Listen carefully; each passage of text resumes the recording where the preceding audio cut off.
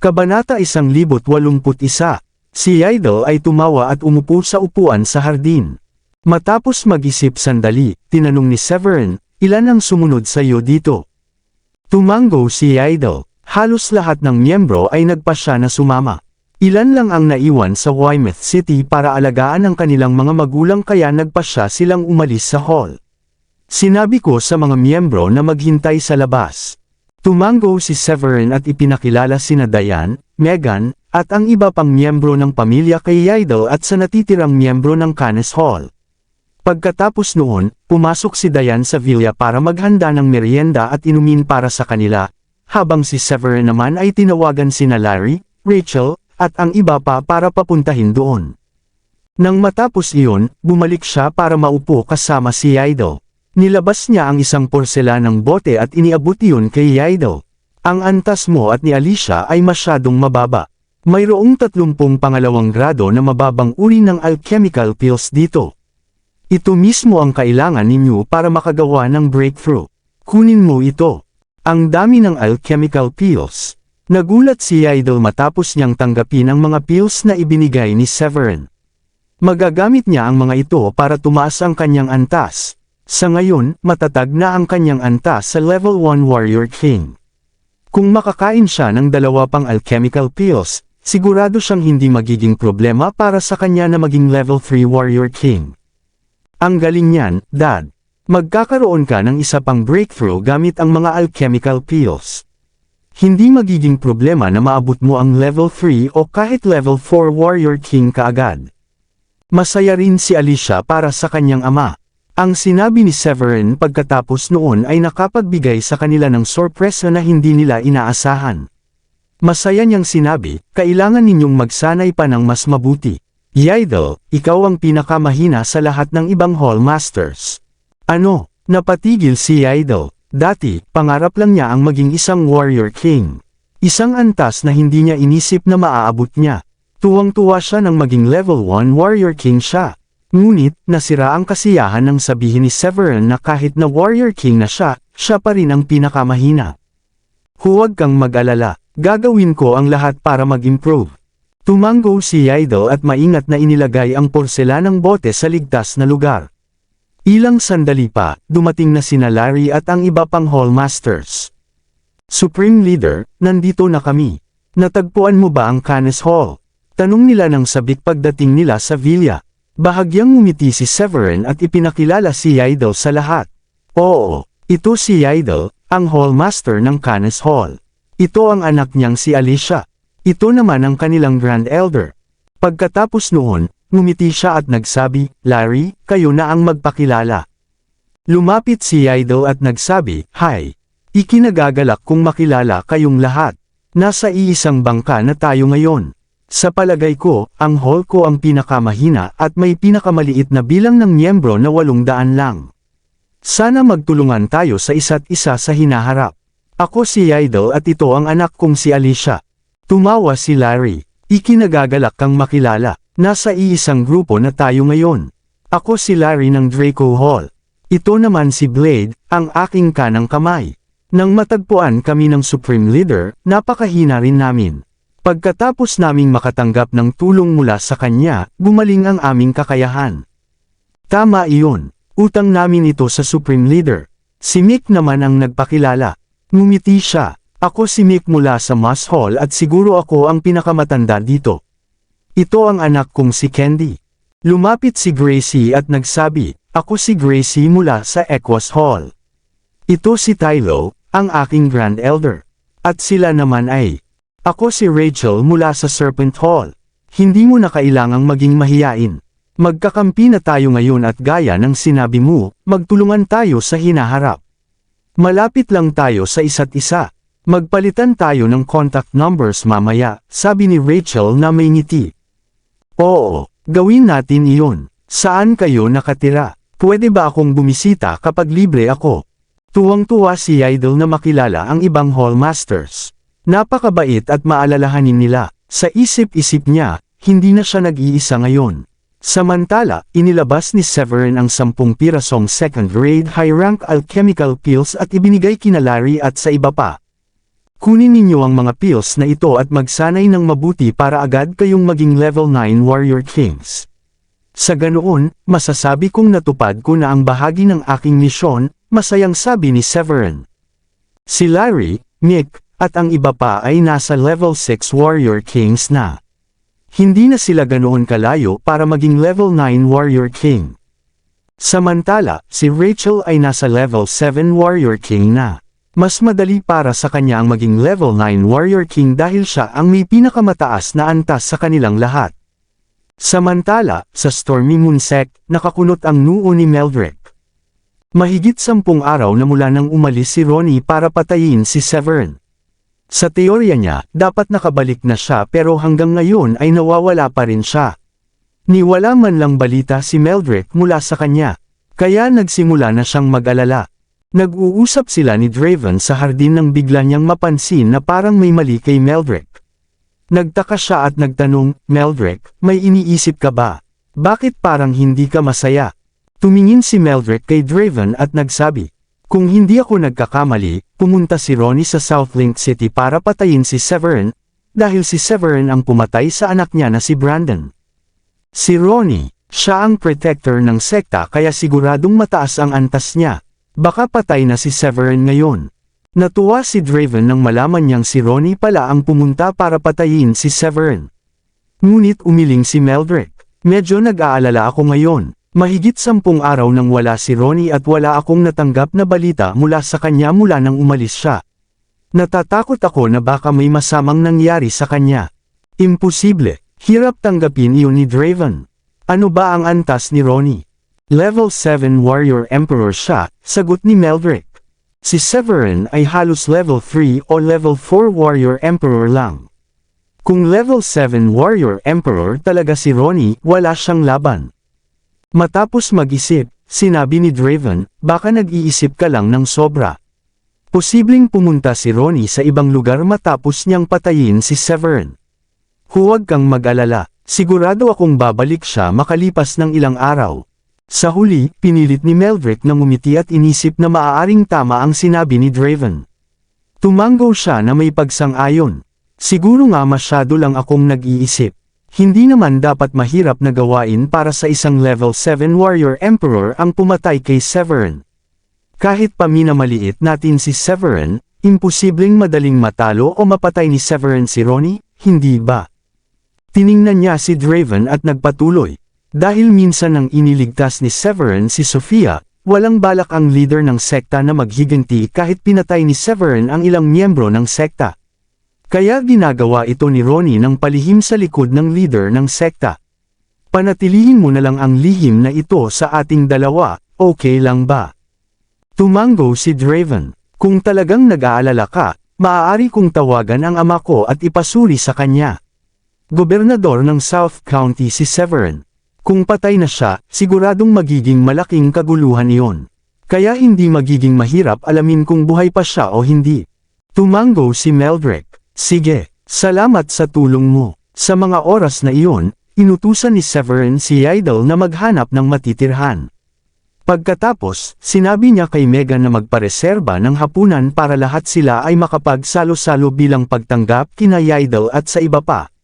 Nang gabi na, dumating si Sheila upang hanapin si Severin at ibalita ang isang magandang balita. Severin, nakikita ko na ang spiritual energy sa paligid natin. Ibig sabihin ba nito ay may kakayahan talaga akong magsanay? Tanong niya habang masiglang hinahawakan ang kamay ni Severin. Sigurado ka ba? Napasinghap si Severin. Unang beses niya na nakaranas ng ganitong sitwasyon kaya hindi niya alam kung paano tutugon. Oo. Hindi ako sigurado kaninang umaga, pero palakas ng palakas ang pakiramdam ko ngayong gabi. Napakunot ang noo ni Severin at pinag-isipan ito. Pagkaraan ng ilang sandali, nakahanap siya ng sagot at masayang nagsabi. Naiintindihan ko na, yun pala iyon, haha. Walang ideya si Sheila kung ano ang sinasabi ni Severin. Kaya nagtanong siya ng may pagtataka, ano ang ibig mong sabihin? Hindi ko maintindihan. Hinawakan ni Severin ang kamay ni Sheila at masiglang nagsalita. Lagi akong sinasabihan ng aking master tungkol dito.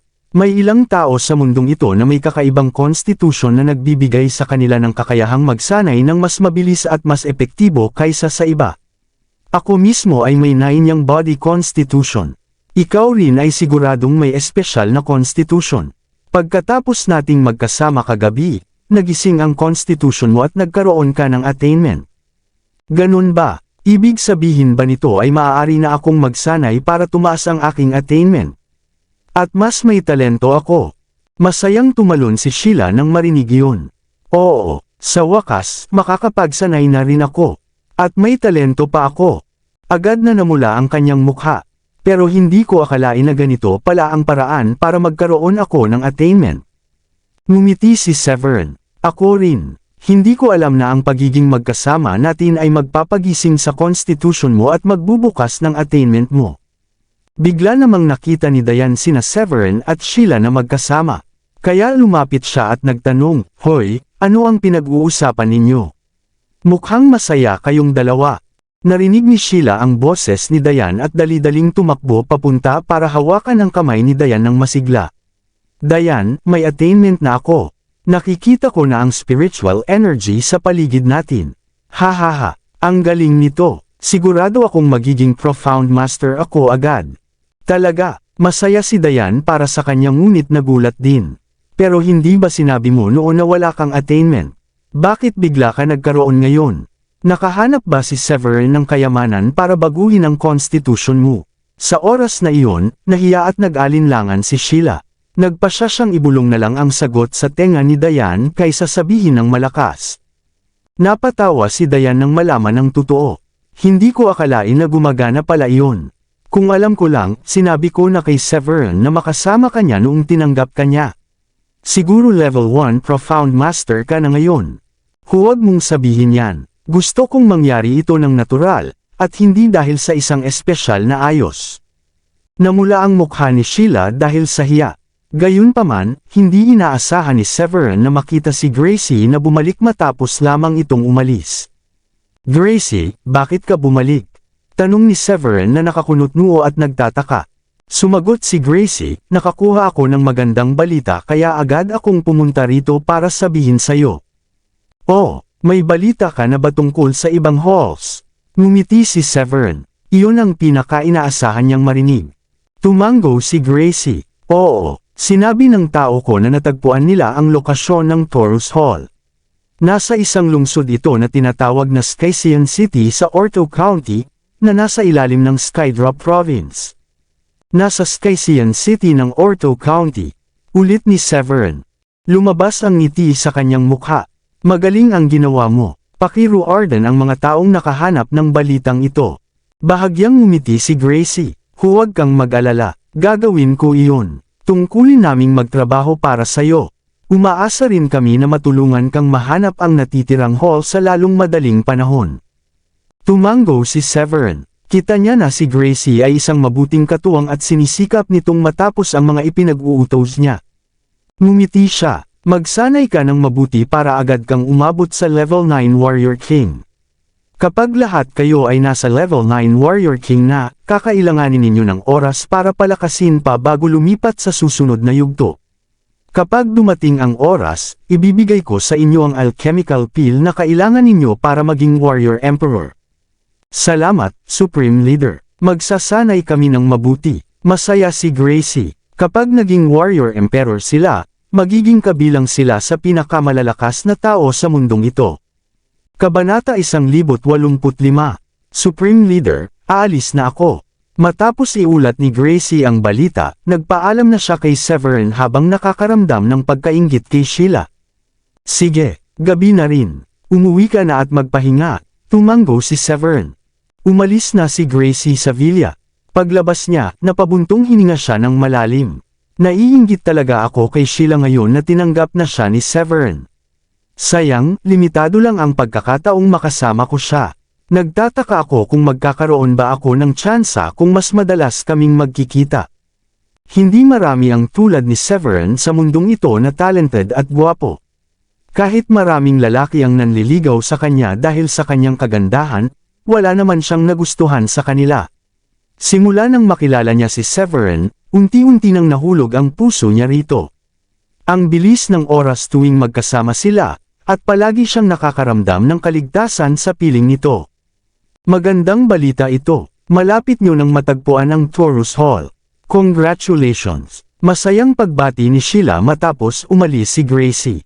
Tumango si Severin. Sigurado akong malakas na hall ang Taurus Hall dahil nakaligtas sila sa Skysian City. Makakatipid yun sa akin ng maraming problema. Kailan mo balak pumunta roon? Plano mo bang pumunta mag-isa ngayong pagkakataon? Tanong ni Diane. Bago pa man makasagot si Severin, agad na sumingit si Sheila ng masigla. Severin, isama mo rin kami ngayon. Gusto rin naming sumama. Hindi kayang tanggihan ni Severin si Sheila. Kaya tinanong niya, Diane, ano sa tingin mo? Kung gusto niyong sumama, wala akong problema. Ngumiti si Diane. Hindi ako sasama. Parents' Day sa kindergarten ni Celine makalipas ang 2 araw. Bukod pa roon, balak ko na ring umangat sa Level 2 Profound Master. Sandali siyang natigil bago nagpatuloy. Kung gusto ni Sheila na sumama, hayaan mong siya ang sumama sa'yo. At least, may makakasama ka. Tumango si Severin. Sige, isasama ko si Sheila. Oh, yes, sa wakas makakapaglakbay ako kasama ka. Halos tumalon sa tuwa si Sheila sa sobrang excitement. Ngunit ginamit ni Severin ang pagkakataon para paalalahanan siya. Hindi ako pupunta roon para magbakasyon kaya huwag kang umasa ng sobra. Tandaan mong pupunta ako para hanapin ang Taurus Hall. Oo, alam ko, sagot ni Sheila habang nakangiwi. Gabi na, bumalik na tayo sa mga kwarto at magpahinga, sabi ni Diane. Kaya bumalik na sila sa kanya-kanyang silid. Pagbalik ni Severin sa kanyang kwarto, nagsimula siyang gumawa ng mas marami pang second-grade low-rank alchemical pills para maibigay bukas sa mga bodyguards na nagpoprotekta sa province mansion. Sa tulong ng mga alchemical pills na iyon, maitaas nila ang kanilang attainment. Dahil kakabigay lang ni Severin ng mga alchemical pills kina Gracie, Larry, at iba pa, hindi na muna niya kailangang gawin ang para sa kanila. Kinabukasan, nag-book si Severin ng ticket sa eroplano papuntang Skysian City kasama si Sheila sa gabi.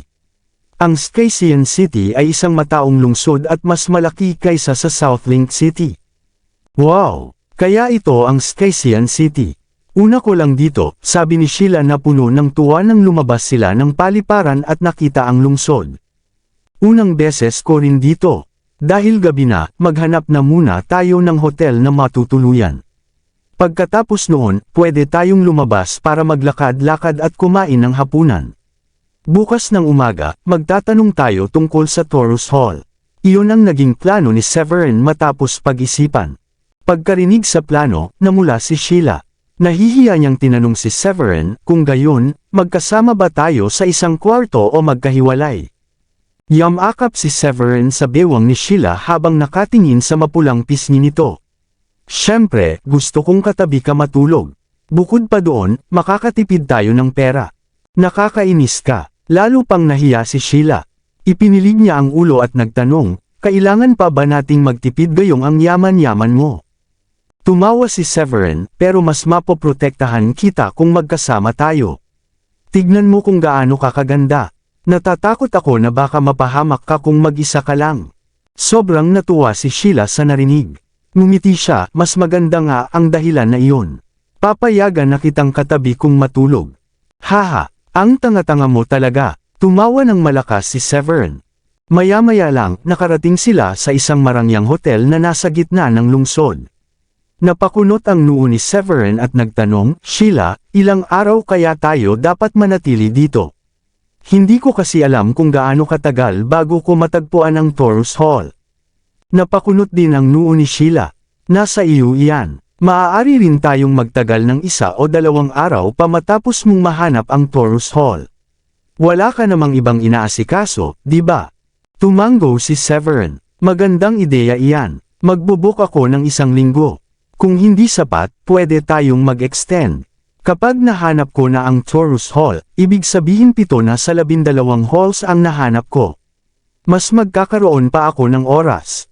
Huwag kang mag-alala, naniniwala akong kaya mo yan. Isa ka ng second-grade high-rank alchemist ngayon. Sa mga alchemical pills mo, mas madali silang makaka-level up, sagot ni Sheila. Naglalakad silang dalawa na parang tunay na magkasintahan. Matagal nang inaasam ni Sheila ang sandaling iyon at ngayon ay natupad na. Ngumiti si Severin, pero hindi na ako second grade high rank alchemist. Isa na akong third grade low rank alchemist. Nakagawa na ako ng third grade low rank alchemical peel 2 araw na ang nakakaraan, pero nakalimutan kong sabihin sa iyo at sa iba. Ano, isa ka ng third grade low rank alchemist? Ibig sabihin kaya mo nang gumawa ng third grade low rank alchemical peels? Diyos ko, ang mga alchemical peels na hinahangad ng bawat warrior emperor. Tiyak na napaka-epektibo ng mga peels na iyon para sa mga warrior emperors na nasa mababang antas, di ba? Nagawa mo ito sa napakaikling panahon. Sobrang nabigla si Sheila na hindi niya naisara ang kanyang bibig. Ngumiti si Severin at kiniliti ang tulay ng ilong ni Sheila nang makita niya kung gaano ito kasabik. Parang ngayon mo lang ba ako nakilala? Isa kang matalinong babae na nahuhulog lang sa pinakamahusay at pinakamatalentong lalaki. Ito ang unang pagkakataon na naging ganoon ka-intimate si Severin kay Sheila sa harap ng publiko. Naramdaman ni Sheila ang pagmamahal at siya'y nakaramdam ng pagmamalaki. Tama, gusto ko lang ay ang mga lalaking mahusay at kahanga-hanga. Hindi ko kailanman papansinin ang isang lalaking karaniwan lang. Pagkatapos noon, kumapit siya sa braso ni Severin at ipinatong ang kanyang ulo sa balikat nito. Nahihiyang sabi niya, hindi ko lang akalaing magiging ganito ka kahanga-hanga. Ang mga kakayahan mo ay talagang higit pa sa inaasahan ko. Haha, tumawa ng malakas si Severin. Maya-maya, nakahanap sila ng hotel at nagbayad para manatili ng 1 linggo. Wow! Ang ganda ng kwartong ito. Ang laki ng kama. At punong-puno ng inumin ng ref. May alak, kape, at marami pang iba. Sinimulang suriin ni Sheila ang kwarto pagkapasok nila. Umupo naman si Severin sa kama at nagplano na magpahinga sandali. Mas hindi nakakaboring dahil may kasama siyang si Sheila. Nagpahinga sila ng kaunti at bumaba lamang nang lumampas na sa 7:00 ng gabi. Plano nilang maglakad-lakad sa lungsod at humanap ng kainan para sa hapunan. Wow! Tignan mo! May street market doon. Ang daming tao na nagtitinda ng kung ano-ano. Ang saya at ang ingay. Pagkalipas ng ilang sandali, natuklasan ni Sheila ang isang masiglang street market. Kahit unti-unti nang dumidilim ang langit, marami pa ring taong naglalakad at maraming tindahan ang bukas. Tumingin-tingin si Severin sa paligid at nagulat. Ang dami nilang binibenta dito. Nakikita ko pati mga spiritual herbs at mga sandata. Kaya naman pala napakadami ng tao. Wow! Ang ganda ng bracelet na ito. Saan ito gawa? Habang naglalakad sila, naakit si Sheila sa isang bracelet mula sa isa sa mga stall. Nagniningning ang kanyang mga mata nang makita ang ganda ng bracelet. Magaling ang mata mo. Baka mukhang normal na bracelet lang ito, pero hindi ito ordinaryo. Ang may-ari ng stall ay isang matandang lalaki. Natawa siya at sinimulang ipaliwanag ang kakaibang katangian ng bracelet. Nakikita mo ba ang core na ito? Galing ito sa isang prutas na tinatawag na klipo. Hindi lang ito nakakatulong sa iyong training, kundi nakakatulong din ito para mas madali kang makatulog. Tunay itong kayamanang dapat itago. Talaga, mas lalo pang nagustuhan ni Sheila ang bracelet matapos marinig kung gaano ito ka-espesyal. Nagniningning ang kanyang mga mata ngunit bigla siyang napakunot noon ang may maisip. Ibig sabihin, siguradong napakamahal ng bracelet na ito. Wala akong spiritual stones. Noong una, mabait at magiliw ang may-ari ng stall. Pero nang malaman niyang wala palang spiritual stone si Sheila, bigla itong nagbago ng anyo. Masungit niyang sabi, kung wala ka namang spiritual stones, bakit mo pa sinasayang ang oras ko rito? Kahit pa may discount, ang bracelet na ito ay nagkakahalaga ng 100 high-grade na spiritual stones. 100 high-grade na spiritual stones. Hindi ba't katumbas iyon ng 1,000,000 low-grade na spiritual stones? Napakamahal naman yan. Napasinghap si Sheila at lubos na nagulat sa presyo ng bracelet. Gayunpaman, nanatiling kalmado si Severin at ngumiti. Dinampot niya ang bracelet upang suriin pa ito ng mabuti at sinabi. Totoo ngang napakaganda ng bracelet na ito. Bibilhin ko ito at ibibigay sa iyo. Ano, hindi mo kailangang gawin iyon. Sobrang mahal naman. Napasimangot si Sheila at inisip pa rin na masyadong mataas ang presyo ng bracelet. Ngunit hindi yun ininda ni Severin. Ngumiti siya at nagsabi, Sheila, hindi pa ako kailanman nakabili ng regalo para sa iyo. Pahintulutan mo naman akong bigyan ka ng isang bagay. Bukod pa roon, narinig mo ang sinabi ng may-ari ng stall. Makakatulong ang bracelet na ito para mapabilis ang iyong training kaya hindi ko iniisip na ganoon ito kamahal. Agad namang nagbago ang ugali ng may-ari ng stall at natawa. Binata, marunong kang tumingin. Hindi mahal ang presyo na iyan dahil sa espesyal na epekto nito. Owen, gusto ko ang bracelet na ito. Ang ganda at napaka-elegante. Sa sandaling iyon, isang dalagitang babae ang biglang dumaan at nakita ang bracelet na hawak ni Severin. Siya ay si Sammy Hatcher. Agad siyang lumapit at itinuro ang bracelet. Kasama niya ang isang matangkad na binata na nagngangalang Owen Lott. Pinsan siya ni Sammy. Ngumiti ito at nagsabi, sige. Bibilhin ko para sa iyo ang kahit ano na gusto mo. Pagkatapos, sinabi niya sa may-ari ng stall, Hoy, matanda. Magkano ang bracelet? 100 high-grade na spiritual stones.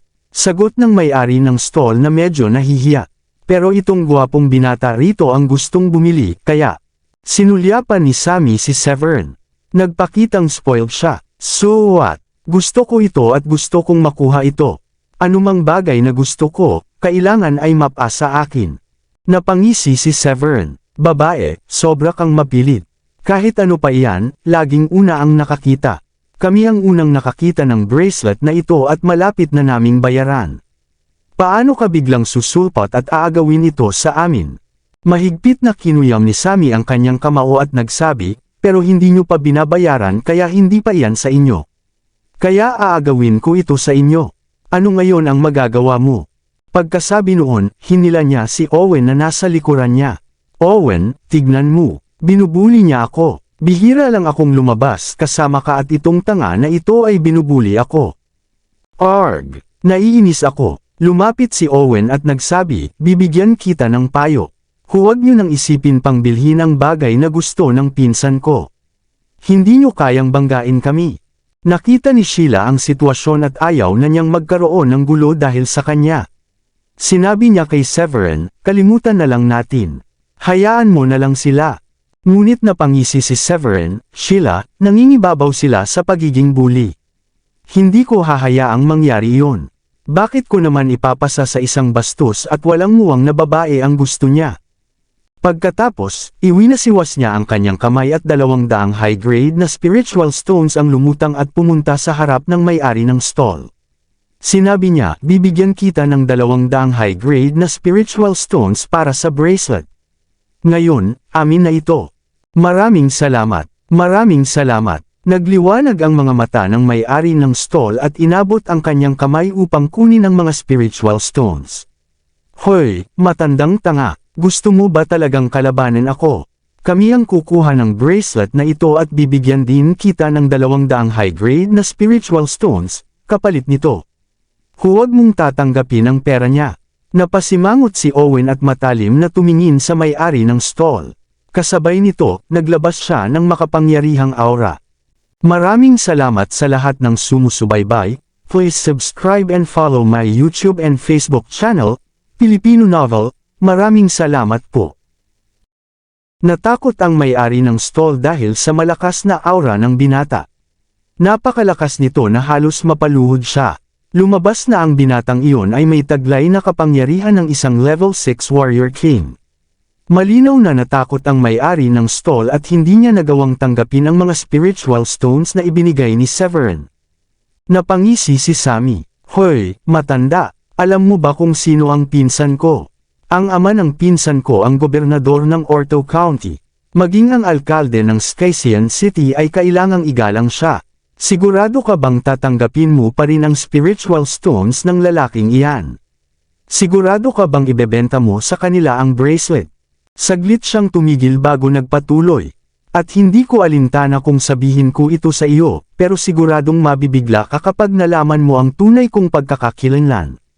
Sa kabila ng pagbabanta ng dalawa, napangisi si Severin at humakbang pasulong sa kapinalabas ang mas malakas na aura. Napakalakas nito na lubos nitong tinabunan ang aura ni Owen. Biglang nakaramdam ng ginhawa ang matanda, samantalang umatras si Owen ng 2 hakbang at namutla ang mukha.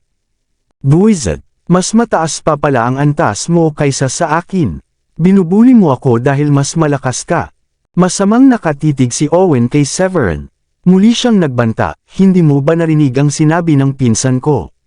Patay ka na kapag may ginawa ka sa akin. Bahagyang ngumiti si Severin. Wala akong pakialam kung sino ka.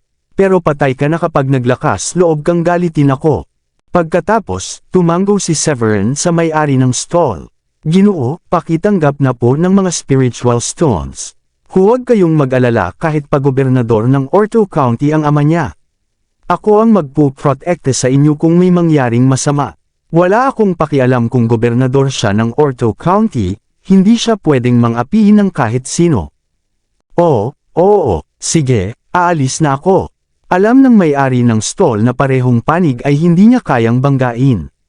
Agad niyang tinanggap ang spiritual stones mula kay Severin, at niligpit ang kanyang mga paninda, at mabilis na umalis.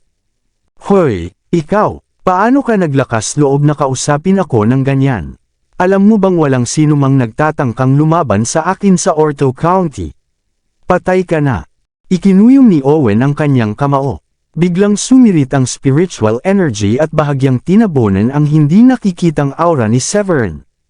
Mukhang pamalya ang mga magulang mo sa pagtuturo ng tamang asal. Ako na lang ang gagawa ng pabor at tuturuan kitang madala. Tumawa si Severin. Sa isang iglap, bigla siyang nawala sa pwesto, at lumitaw sa harapan ng binata, at bigla itong sinampal ng malakas. Sampal. Napakabilis ng kanyang galaw kaya kahit si Owen na isang level 6 warrior king ay hindi nakareact. Ang sampal ay tumilapon sa kanya ng malayo. Nang makabawi at makatayo siya, bigla siyang nagsuka ng dugo. Tinakpan niya ang kanyang mukha at galit na tumitig kay Severin. Paano mo ako nagawang saktan? Kung matapang ka, sabihin mo ang pangalan mo. Severin Foylet, sagot ni Severin nang walang bahid ng takot. Kabanata 1,090. Hoy gago, paano mo nagawang sampalan ang pinsan ko? Alam mo ba kung sino ako? Galit na nagpadyak ng paa si Sammy matapos makita ang nangyari. Tiningnan siya ni Severin. Wala akong interes na malaman kung sino ka. Dapat alam mo na ikaw ang dahilan kung bakit ko sinampal ang pinsan mo. Kaya mas mabuti na lumayo ka na. Hindi kita gagalawin dahil isa kang babae at bata ka pa. Pero kung ipagpapatuloy mo pa yan, hindi ko masisiguro na mapipigilan ko ang sarili ko na sampalan ka. Paanong nagawa mo yan? Muling nagpapadyak ng paa si Sammy. Severin ba ang pangalan mo?